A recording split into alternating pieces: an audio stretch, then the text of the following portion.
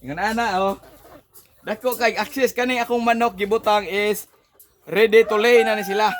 No? Ang edad niya is 16 weeks. No, gwapo kaya siya. Pero ang akong ibutang dire mga piso.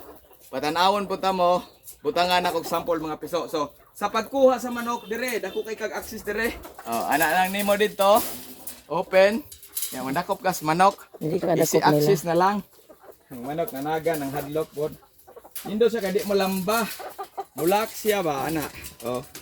Mulak siya. So kuha na tong manok. Awa. Oh, dali kay ka kuha sa manok. Recommended ni nako siya nga mura siya og tangkal nga portable.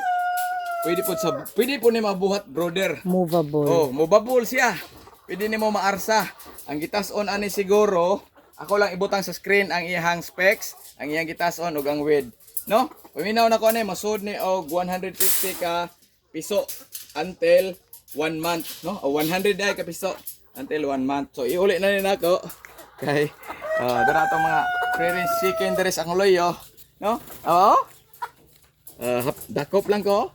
Happy farming!